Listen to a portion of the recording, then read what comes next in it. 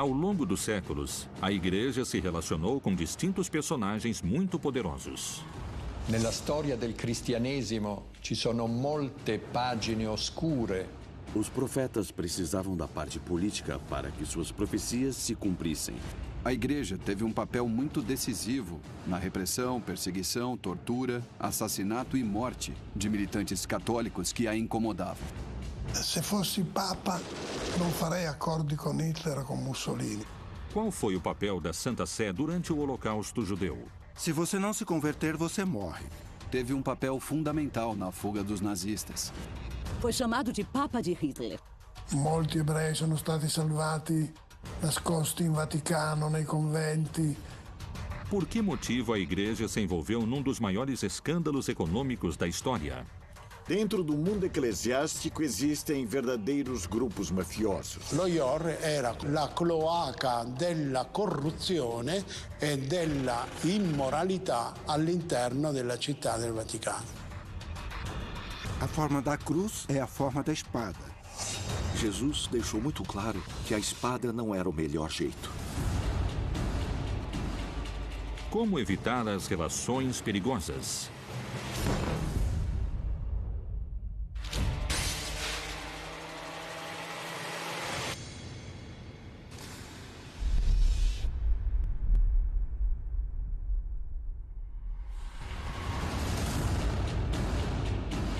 Ao longo de sua história, a Igreja manteve vínculos políticos e econômicos com diferentes líderes do mundo. O que aconteceu quando os governantes provocaram os acontecimentos mais sangrentos da história? Nella storia del cristianesimo ci sono molte pagine oscure. Pensiamo al fenomeno dell'Inquisizione, pensiamo al fenomeno dell'antisemitismo, pensiamo alle guerre di religione. Pensiamo anche, in tempi recenti, all'appoggio che molti vescovi hanno dato ai regimi dittatoriali. No ano de 1922, o italiano Benito Mussolini assumiu o cargo de primeiro-ministro e permaneceu no poder durante 20 anos. Que lugar a Igreja deu a ele em seu projeto político? Qual foi a relação que ele estabeleceu com o Papa Pio XI? Será que Mussolini era um homem de fé? Ele não era muito praticante, porque ele vinha do socialismo e ele fundou um jornal. Era socialista. Esse jornal, na época, tinha uma militância socialista importante. Mas depois ele percebeu que a Igreja era um elemento central na Itália. E sem ela não seria possível e não poderia governar. Por que Mussolini precisou ficar perto da Igreja Católica? Quais benefícios trouxe o Tratado de Latrão? Vaticano é o nome de uma das 7 colinas tradicionais de Roma. O Estado do Vaticano nasceu em 1929 no Tratado do Papa Pio XI com o regime de Mussolini.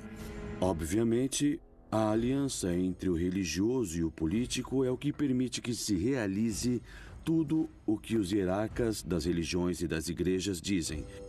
E por isso é uma aliança inevitável. Houve uma indenização econômica muito importante. Em troca dessa indenização, a Igreja deu a Mussolini o apoio político. A Igreja não podia opinar na política. E também lhe deu o patronato. Ou seja, a Igreja apresentava a Mussolini alguns candidatos episcopais e Mussolini podia escolher quem seria o bispo de cada uma das regiões da Itália e, claro, também de Roma.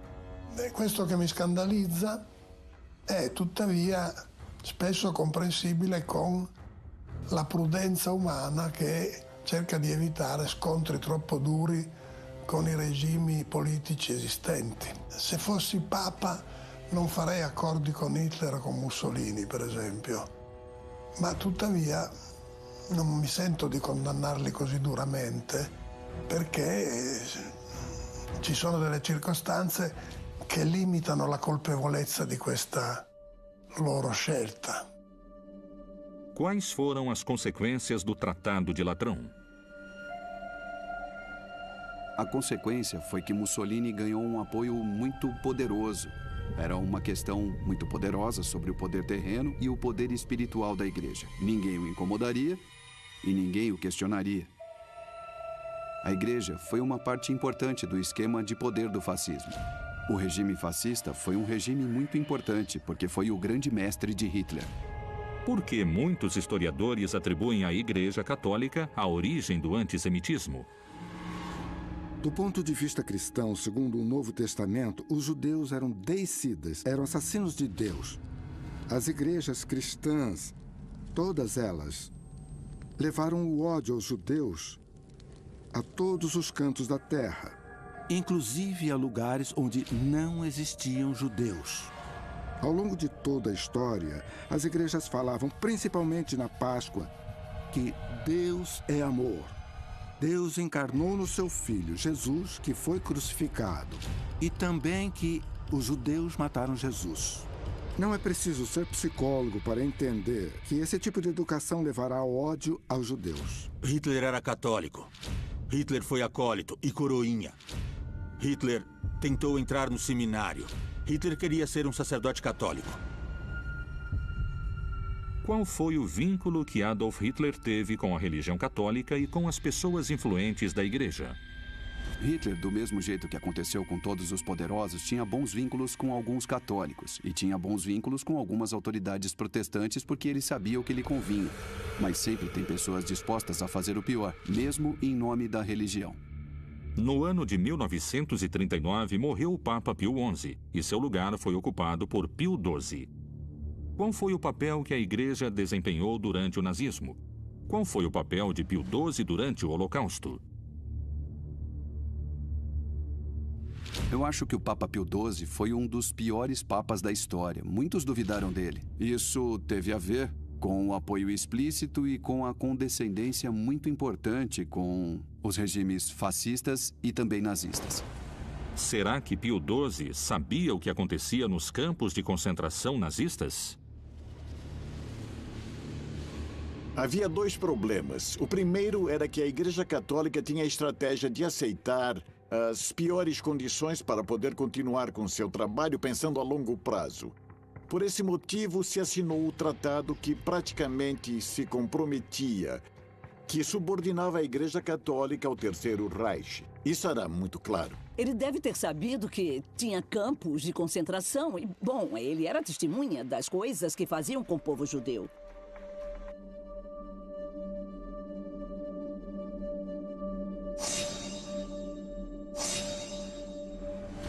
Essas coisas se justificavam dizendo que, se o vínculo com o regime nazista continuasse, isso criaria espaços para poder negociar e salvar e fazer certas coisas que eles não poderiam fazer sem esse apoio nazista se a igreja se colocasse contra. Segundo diferentes pesquisas, muitos hierarcas nazistas fugiram no pior momento. Será que a Santa Sé teve um papel nessa fuga?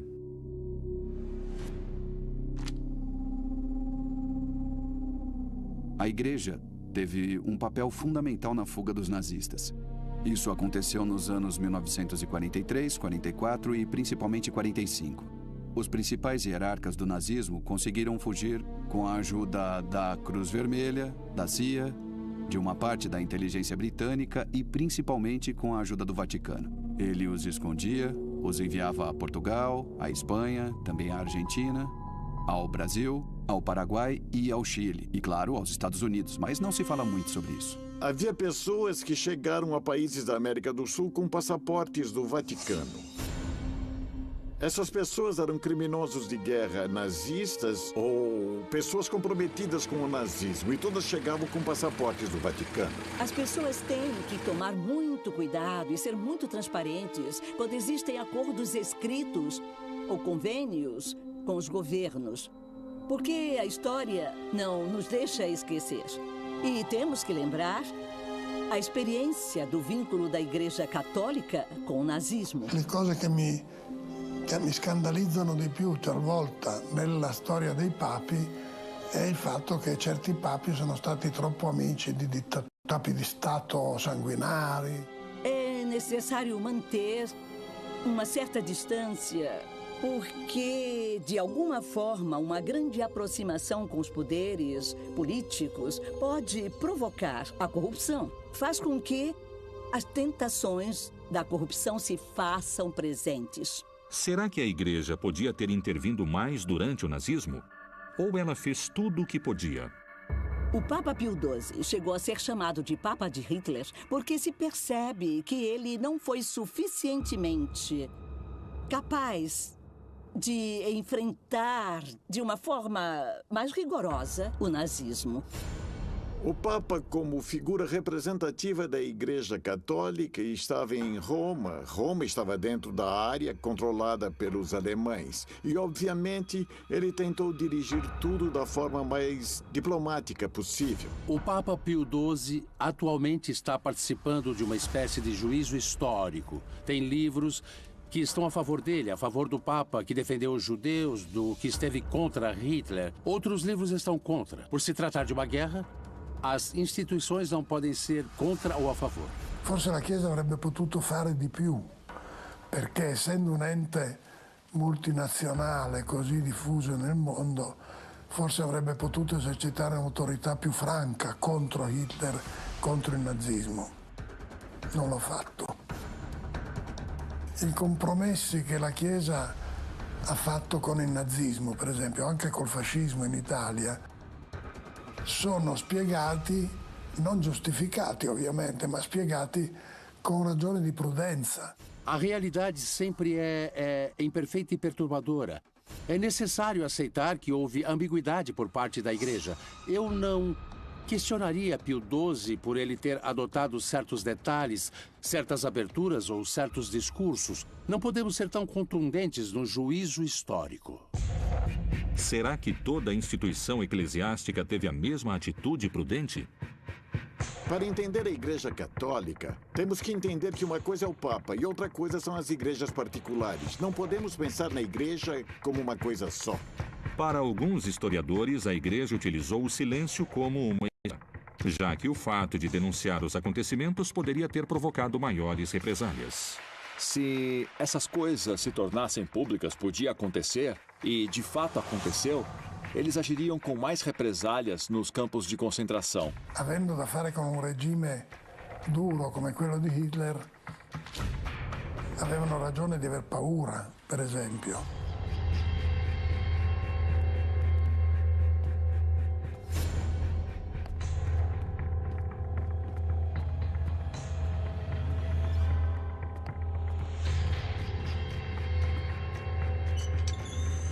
Existem versões de que muitos sacerdotes alertavam os judeus da chegada dos nazistas e os escondiam em passagens secretas para protegê-los.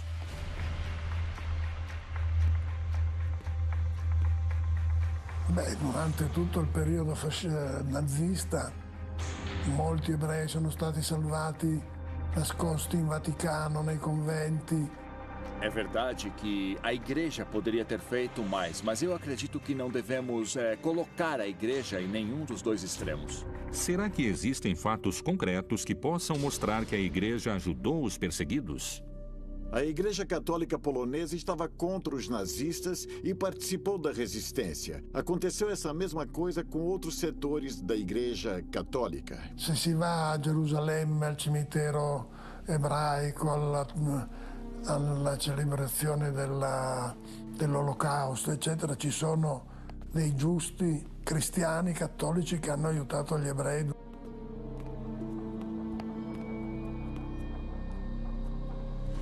Eu sempre relembro o testemunho de Maximiliano Kolbe, o franciscano que morreu num campo de concentração. O que Maximiliano Kolbe fez? Quando uma pessoa do campo de concentração fugia, como castigo, 10 homens deveriam morrer. Naquele grupo estava um pai de família. Maximiliano Kolbe pediu ao soldado para tomar o lugar desse homem, porque ele era um homem casado, com filhos. O soldado aceitou o pedido e Maximiliano Kolbe tomou o lugar do homem. Il concetto di carità che la Chiesa ha sempre cercato di praticare, che molti ecclesiastici, molti credenti hanno sempre cercato di praticare, ha limitato anche i danni dei compromessi. Distintas vozes se levantam a favor e contra o papel que a Igreja desempenhou durante a Segunda Guerra Mundial. Mas a igreja não foi só questionada por culpa desses acontecimentos. Quais foram os vínculos da igreja com o poder econômico? Quais relações perigosas colocaram em xeque a estabilidade da Cúria Romana? Como é que as máfias condicionam o trabalho da igreja?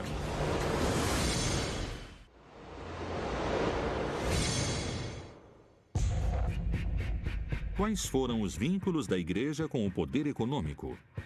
Quais relações perigosas colocaram em xeque a estabilidade da Cúria Romana?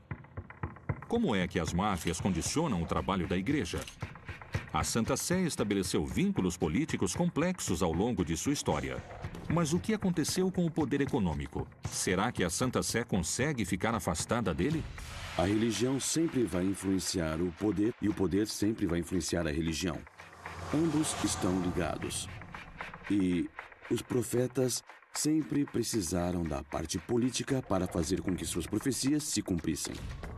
De que forma a Cúria pode evitar os casos de corrupção que podem acontecer no seu interior? Dentro do mundo eclesiástico existem verdadeiros grupos mafiosos. E esses grupos mafiosos estão ligados com a lavagem de dinheiro e com verdadeiros delinquentes.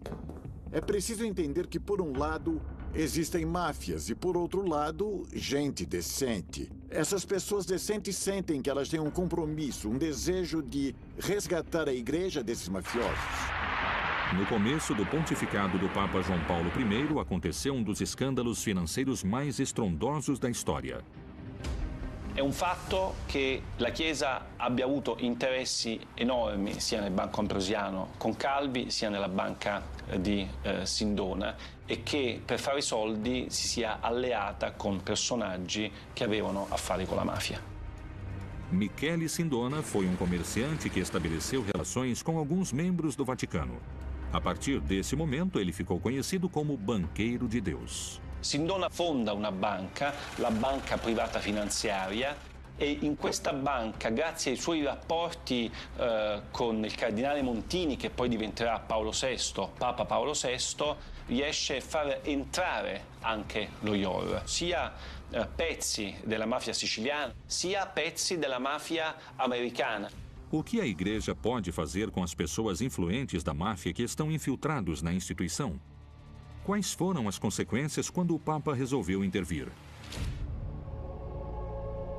A realidade é que, diante dos escândalos econômicos, o Papa conseguiu fazer pouca coisa. Se ele tivesse feito mais, provavelmente não estaria mais entre a gente. Há muitas histórias sobre esse tipo de acontecimento. Eu me lembro de Albino Luciani, que tentou fazer isso e só durou 33 dias. Seu nome era João Paulo I, o patriarca de Veneza. Conhece-se muito pouco sobre João Paulo I.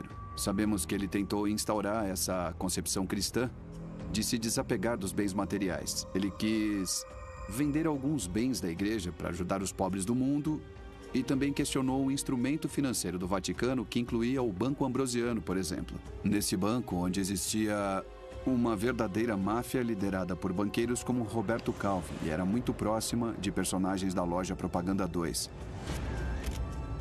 Nessa máfia também estava Gladio, que eram todos grupos de direita, que eram uma espécie de subsistência do fascismo da pós-guerra.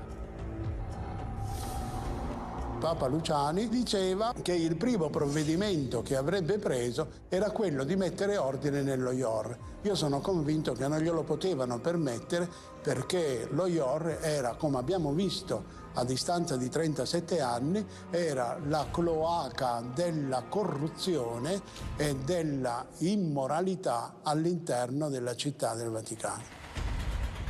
Paul Marcinkus foi o arcebispo encarregado do IOR, o Instituto para Obras de Religião.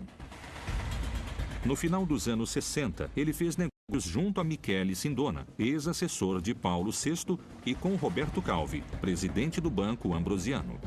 Todos foram acusados de se envolver com paraísos fiscais e de ter uma relação muito próxima com a máfia. L'Istituto per le Opere di Religione è la banca del Vaticano che controlla soprattutto, sono 5-6 miliardi di euro di patrimonio finanziario, soprattutto i soldi dei clienti. della banca. I clienti sono sacerdoti, congregazioni religiose italiane e di tutto il mondo. E il Papa Luciani, che è andato a supplicare Paolo VI, e Paolo VI lo mandò da Marcinkus, e Marcinkus, tenendolo in piedi, mentre gli rispondeva scrivendo, gli disse: caro cardinale, caro patriarca, qui noi non facciamo beneficenza, qui facciamo affari. Era il presidente dello IOR.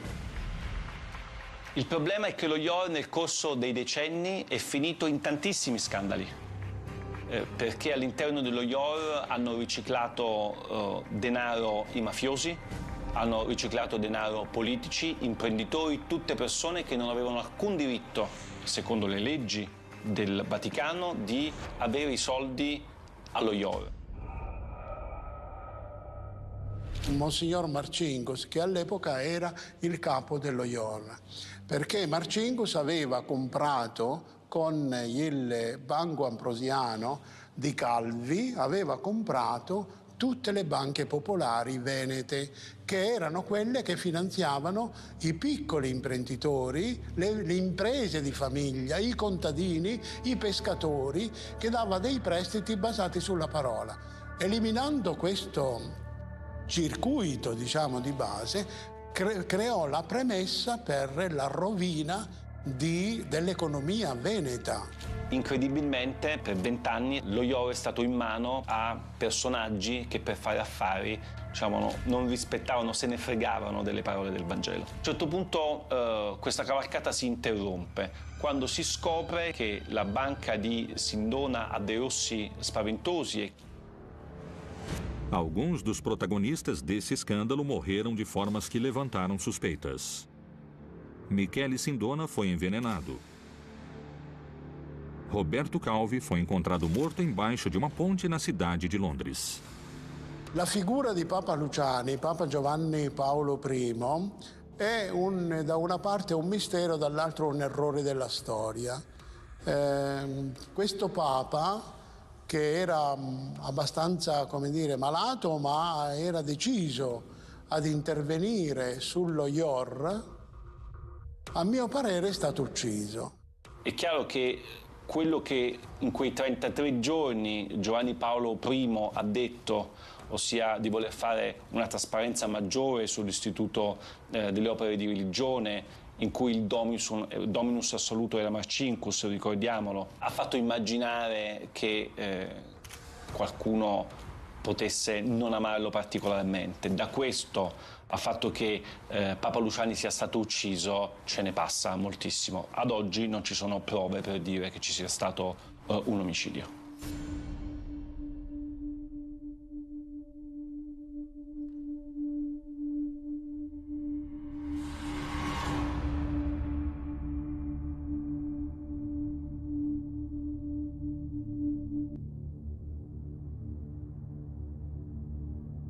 É claro que não temos provas.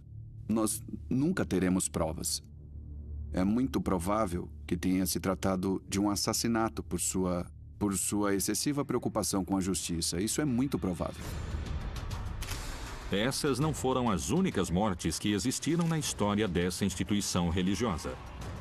Será que as cruzadas foram uma guerra em nome de Deus? Ou será que foram um enfrentamento de interesses políticos que durou quase 200 anos?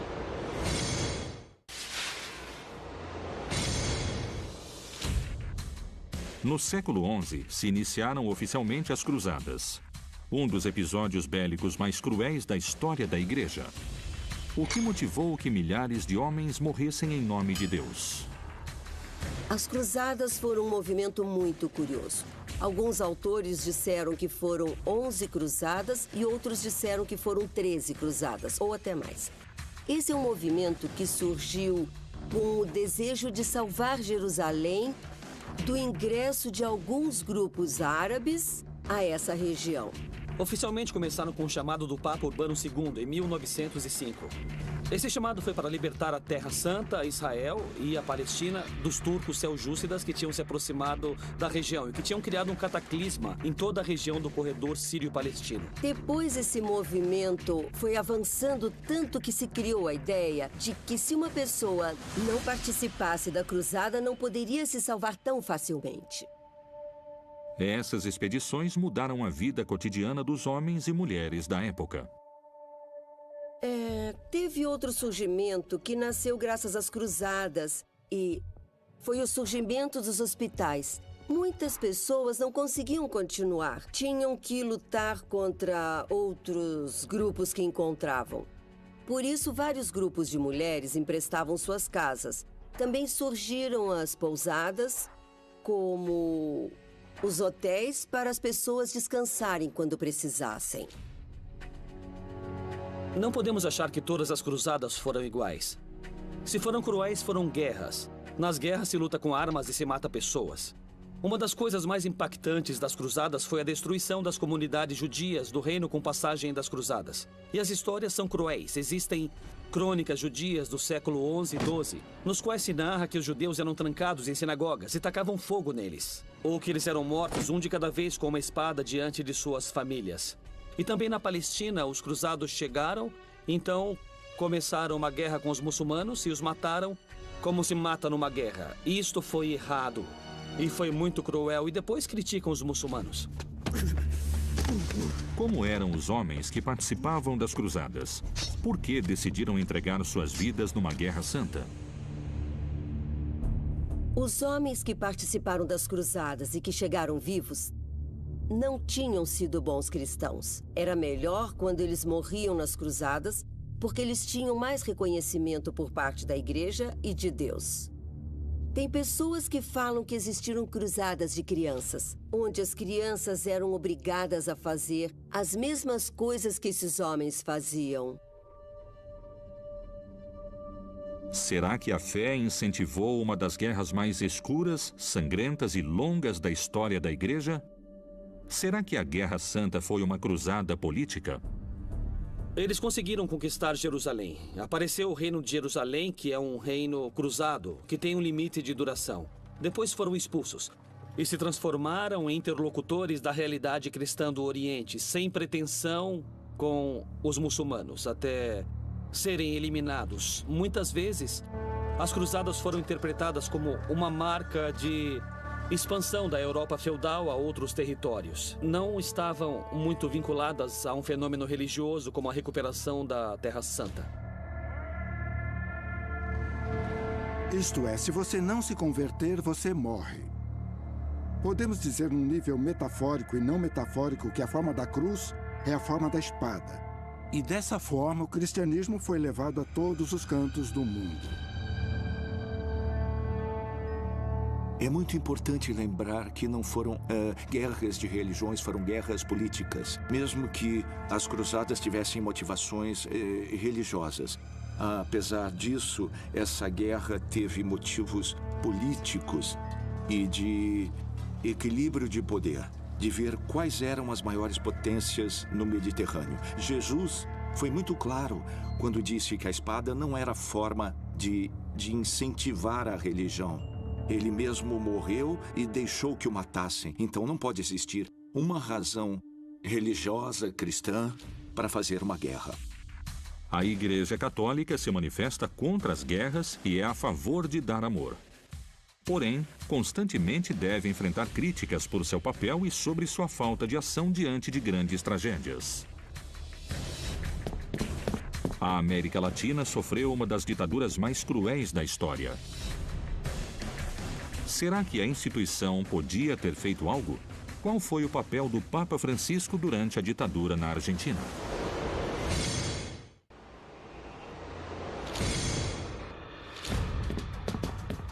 Nesse último século, a América Latina entrou num dos períodos mais obscuros de sua história.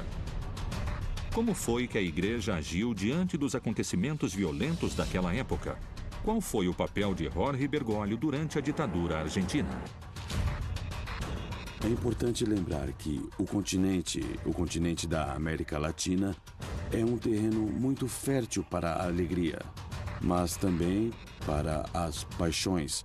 Esse continente já sofreu com a guerra, já sofreu com a fome, já sofreu ditaduras, já sofreu o golpe de um grande número de elites que são as principais proprietárias das terras. É um lugar onde existe muita injustiça social pela região. Na década dos anos 70, surgiu a Bíblia Latino-Americana. É uma interpretação latino-americana muito revolucionária, muito progressista do texto bíblico. Basicamente, o Novo Testamento e as cartas falam que o cristão tem que se comprometer completamente de todas as formas. E isto, evidentemente, inclui a luta armada. E é para mudar a realidade. E durante muito tempo, essa Bíblia foi proibida pelas ditaduras latino-americanas, especialmente pela Argentina. Qual foi o lugar que a Igreja Católica ocupou diante dos acontecimentos vividos na Argentina? Qual foi seu papel diante do desaparecimento de pessoas? Será que a instituição fazia parte do Estado? Temos que lembrar que em alguns países como a Argentina, a Igreja não é algo anexado ao Estado, é parte do Estado. O artigo 2 da nossa Constituição diz o seguinte: o Estado argentino apoia o culto católico. A palavra apoiar é polissêmica, tem vários significados. Isso quer dizer que a Argentina adota o catolicismo como religião oficial e que apoia economicamente essa religião. E por isso ela faz parte do Estado.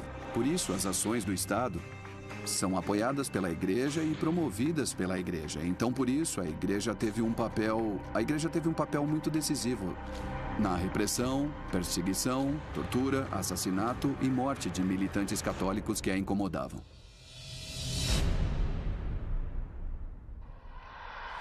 No dia 13 de março de 2013, quando o cardeal Bergoglio se tornou o Papa Francisco, houve diversas reações em seu próprio país. Algumas pessoas acreditavam que ele tinha sido cúmplice da ditadura militar. Nell'Argentina, per esempio, Bergoglio faceva parte di una minoranza di vescovi che aiutavano i perseguitati politici, ma molti vescovi silenziosamente hanno appoggiato la dittatura in Argentina. Pouquíssimos sono stati apertamente contrari. Depois de um tempo, esses boatos se acalmaram. Inclusive, a figura de Francisco foi reconhecida como um dos poucos que ajudaram os perseguidos políticos. Porém, isso não incluía toda a Igreja argentina. Reconheceu-se publicamente sua participação na ditadura. E nel 2000 proprio il presidente della Conferenza Episcopale Argentina, Monsignor Carlich, ha chiesto perdono perché c'è stato indulgenza verso il totalitarismo.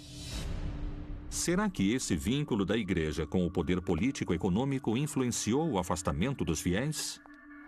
A Igreja Católica perdeu fiéis porque, em algum momento, em alguns países, se perdeu o contato com as pessoas. É porque a Igreja se juntou a poderes políticos. Porque a Igreja só se importou com seus interesses e não com as necessidades das pessoas que estão sofrendo. A Igreja acabou excluindo pessoas, homens e mulheres que pensam de forma diferente. Um dos problemas que o catolicismo enfrentou nas últimas décadas é a diminuição do número de fiéis.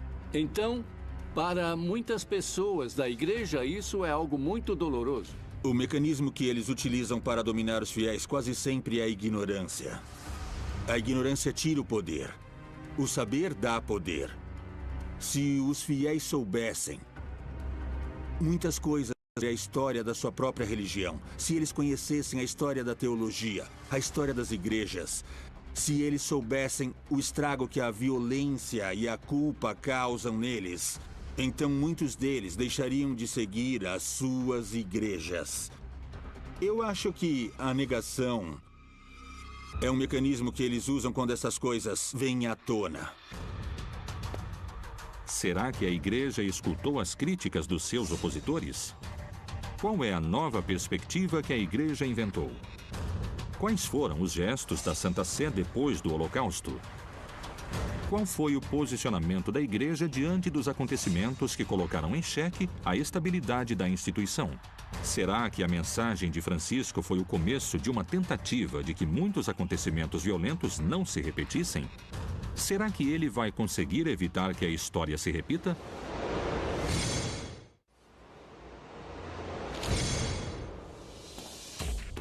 A Igreja Católica foi acusada de manter relações obscuras com o fascismo, com o nazismo e com as ditaduras militares do mundo todo. Mas, da mesma forma, foi defendida e reconhecida pelos atos de homens e mulheres de fé que deram sua vida pelo próximo e que criaram mudanças na instituição. Depois do extermínio sistemático de 6 milhões de judeus durante a Segunda Guerra Mundial, alguns sacerdotes católicos da Igreja Católica Holandesa tentaram mudar o catecismo, porque no catecismo se falava que os judeus tinham matado Jesus. Sobre a morte de Jesus e sobre os autores da sua morte, a Igreja foi muito clara e já esclareceu esse assunto com o passar dos anos. Não pode-se jogar a culpa a toda uma comunidade ou uma coletividade. Foram pessoas históricas num contexto histórico. João 23, no seu pontificado, que durou poucos anos, convocou um concílio que aconteceu entre os anos de 1962 e 65. Ele morreu antes do concílio terminar, não viu o final dele. Mas o objetivo do concílio foi o acionamento da Igreja. O que é isto? Significa ter uma nova perspectiva, uma nova leitura do papel da Igreja. Claro que muitas igrejas católicas se opuseram às mudanças porque não aceitavam que os judeus não tivessem assassinado Jesus. Bom, também existe uma relação importante diante da questão judia, onde se tira dos judeus esse peso histórico que tiveram que carregar, o peso dos assassinos de Cristo, esse peso que trouxe perseguições, trouxe o Holocausto. Já não se culpava a comunidade judia e eu repito, o Papa João Paulo II foi o primeiro a entrar na sinagoga de Roma.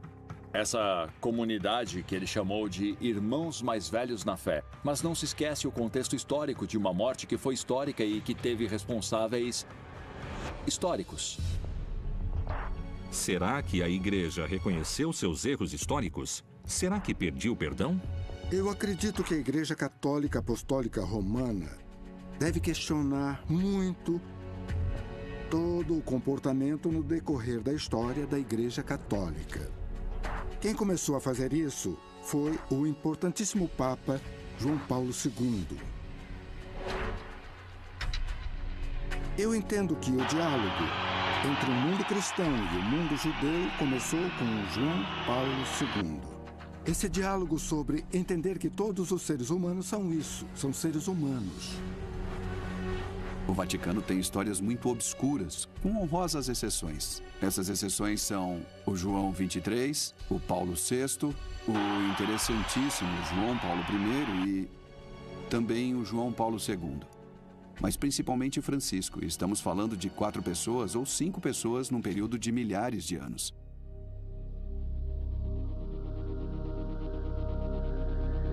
A crueldade não terminou em Auschwitz, em Birkenau, porque atualmente ainda tem pessoas sendo torturadas.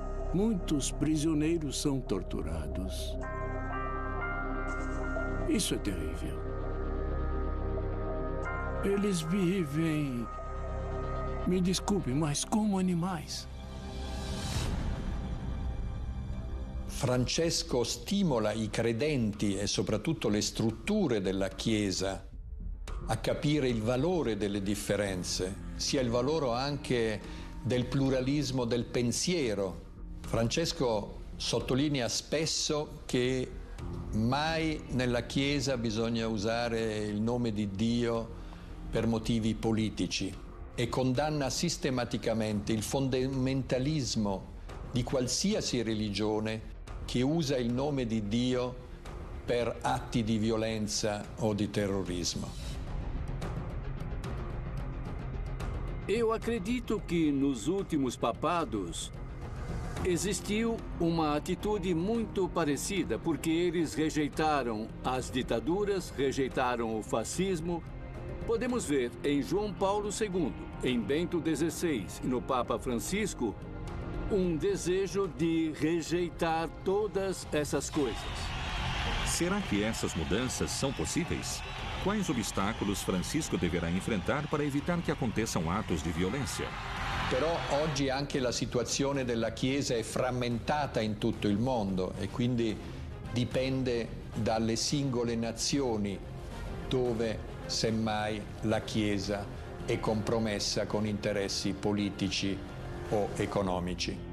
E tomara que no Ocidente não resolvam criar guerras que não devam existir nunca mais, porque estaríamos vivendo um momento de enorme destruição humana, que consequentemente só vai nos levar, infelizmente, a tomar consciência por meio da dor.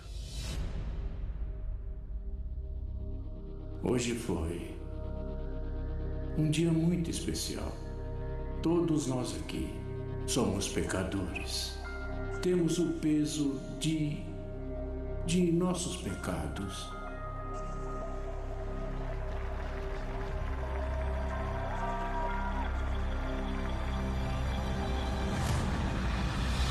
Qual será o lugar que a Igreja ocupará no futuro? Será que vai se vincular com os poderes políticos e econômicos mundiais? Como será que a Igreja vai intervir nos acontecimentos históricos que estão se aproximando? Qual será seu posicionamento diante das decisões dos líderes do mundo? Como poderá evitar criar vínculos que podem se transformar em relações perigosas?